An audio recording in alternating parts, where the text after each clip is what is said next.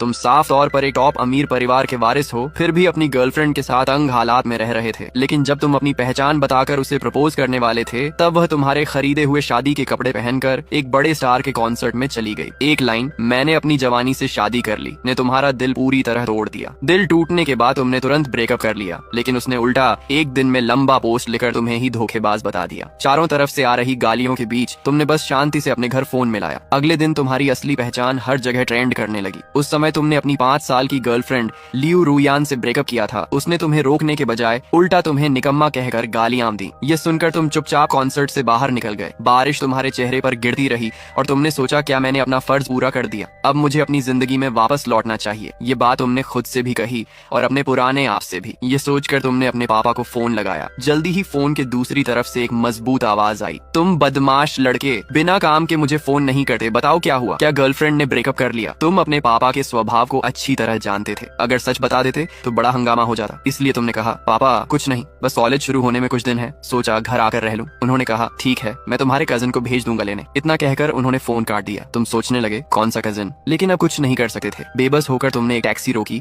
और सीधे सबसे नजदीकी 5 स्टार होटल की तरफ चल पड़े। अच्छा हुआ कि तुम्हारे कार्ड में अभी भी करोड़ों की रकम थी, नहीं तो पता नहीं क्या करते। लेकिन जैसे ही तुम जियांग इंटरनेशनल होटल पहुंचे, वहाँ हलचल मच गई। तुमने आराम से एक ब्लैक गोल्ड मेंबरशिप कार्ड निकाला। ये कार्ड सिर्फ पैसे से नहीं मिलता, इसके लिए ताकत और पहचान चाहिए होती है। ये कार्ड होटल खुद खास लोगों को देता है। होटल मैनेजर घबराकर एक तरफ खड़ा था। उसे डर था कि कहीं कोई गलती न हो जाए। उसने अपने करियर में सिर्फ 2 ब्लैक गोल्ड मेंबर्स देखे थे, एक शहर का मेयर और दूसरा देश का मशहूर फाइटर। जब उसने तुम्हें देखा तो पहले हैरान हुआ, लेकिन फिर उसने चुपके से तुम्हारी जानकारी चेक की। जैसे ही उसने देखा, उसके होश उड़ गए। तुम उस बड़े बिजनेस ग्रुप के मालिक के नाती थे और तुम्हारी माँ उस ग्रुप की वारिस थी। तुम्हारे पिता का परिवार तो और भी ताकतवर था, यहाँ तक कि यह होटल भी खास तौर पर तुम्हारे लिए ही बनाया गया था। तुम्हें प्रेसिडेंशियल स्वीट में ले जाया गया। तुम आराम से बैठकर वाइन पी रहे थे और 2 जुड़वां लड़कियां तुम्हारी सेवा कर रही थीं। एक कंधे दबा रही थी, दूसरी पैर। अचानक तुमने वाइन थूक दी। दोनों लड़कियां डर गईं और माफी मांगने लगी। मैनेजर भी घबरा गया, लेकिन तुमने कहा, बस गले में अटक गया था, मर नहीं रहा हूँ, रो मत, मसाज जारी रखो। और यह वाइन कड़वी है, मुझे शैंपेन लाओ। मैनेजर तुरंत शैंपेन लेने चला गया। लड़कियां और भी मेहनत से मसाज करने लगी। तुम्हें आराम महसूस हुआ तो तुमने कहा, चलो नीचे जाकर कुछ खाते हैं। तभी मैनेजर वापस आया और बोला, आप जो चाहें हम तुरंत मंगवा सकते हैं, बाहर से भी। तुमने मना कर दिया और दोनों लड़कियों को साथ लेकर नीचे चले गए। रास्ते में तुमने उनके बालों के रंग देकर उन्हें नाम दे दिया, एक छोटी गुलाबी और दूसरी छोटी नीली। होटल का बुफे 7वीं मंजिल पर था। जैसे ही तुम वहाँ पहुँचे,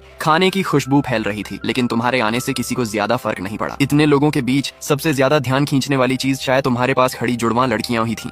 छोटी नीली, साहब आप क्या खाना चाहेंगे, हम आपके लिए ले आते हैं। छोटी नीली ने समझदारी से आगे बढ़कर पूछा।